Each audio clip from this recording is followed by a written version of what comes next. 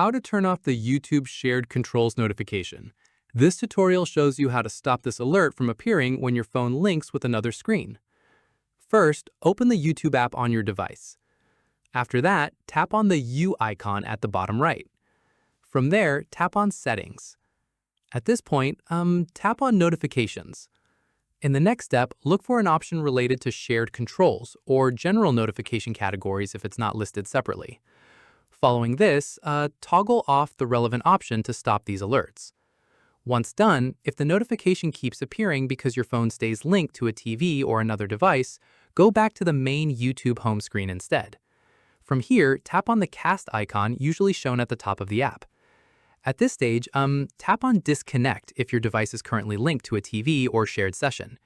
Keep in mind, this stops your phone from acting as a remote for that screen, which is often the real trigger behind the shared controls notification repeatedly showing up. Finally, exit back to your home screen once you've adjusted these settings or disconnected from the linked device.